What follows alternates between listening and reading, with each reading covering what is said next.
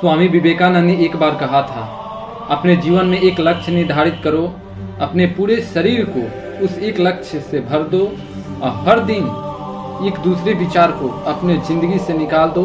यही सफल होने का मूल मंत्र है। हम में से कई लोग एपीजे अब्दुल कलाम को इंस्पिरेशन मानते हैं, लेकिन हमको ये नहीं मालूम उनका इंस्पिरेशन स्वयं स्वामी विवेकानंद है। यही नहीं, निकोला टेस्ला, सुभाष चंद्र बोस, लाल बहादुर शास्त्री, ये सब लेजेंड उनको इंस्पिरेशन मानते हैं। ऐसे रोचक 3 कहानियां स्वामी जी के बारे में बताने जा रहा हूँ। पहले, एक नदी किनारे स्वामी जी खड़े थे। तभी वहाँ से एक व्यक्ति आया और बोला, स्वामी जी, इस नदी को आप पार कर सकते हैं? स्वामी जी ने बोला कि नहीं। इसी को सुनकर वो व्यक्ति उस नदी को चलकर इस पार से उस पार कर दिया। फिर वापस आया, बोला, देखिए स्वामी जी, मैंने इस नदी को पार कर दिया और ये टैलेंट होने के बाद भी मुझे कोई नहीं जानता और आपको ये पूरा विश्व जानता है। स्वामी जी ने इतने में बोले कि इस टैलेंट को सीखने में आपको कितना दिन लगा?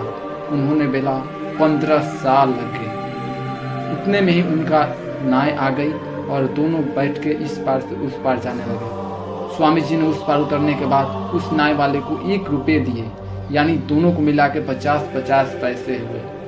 स्वामी जी ने बोला कि देखो, जो काम को तुम 50 पैसे में कर सकते थे, उसके लिए तुमने जिंदगी के 15 साल गंवाए। यानी जो तुम किया वो काम अगर तुम समाज की भलाई में लगाते तो तुमको पूरी दुनिया जानती। और आज मैं वही काम किया और मुझे पूरी दुनिया जानती है। आज तुम मेरे जगह पे होते जो ये काम करते। तुम ही नहीं, तुम्हारे जैसे बहुत सारे इंसान हैं जो आज भी छोटे छोटे काम को लेकर अपनी ज़िंदगी बर्बाद कर देते हैं और बैठे रहते हैं, अपने जीवन को कोसते रहते हैं। तो मैं उनसे यही कहूँगा कि अपने जीवन में बड़ा लक्ष्य बनाओ और चलते रहो। और दूसरी कहानी, स्वामी विवेकानंद एक बार जंगल से जा रहे थे। तभी उनके पीछे कुछ बंदर पड़ गए और ये देख के चौंक गए और भागने लगे। और बंदर पीछे पीछे पीछे पीछे उछल कूद करते चलते आ रहे थे। तभी दौड़ते भाग रहे थे स्वामी जी।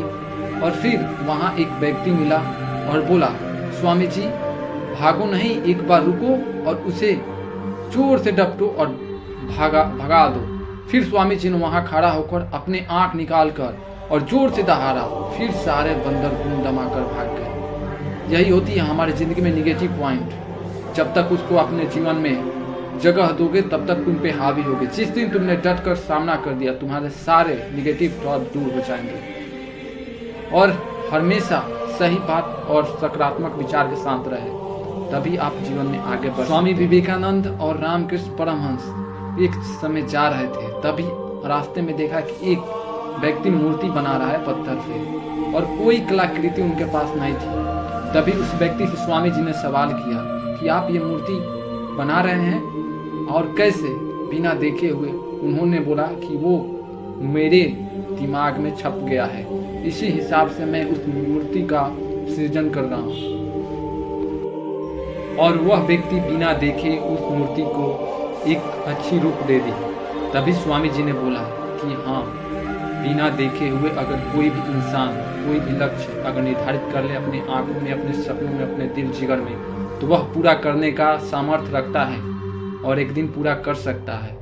और इसी 3 रोचक बड़ी कहानियों के साथ फिर मिलते हैं आपसे नेक्स्ट वीडियो में। सब्सक्राइब कीजिए। जय हिंद, जय भारत।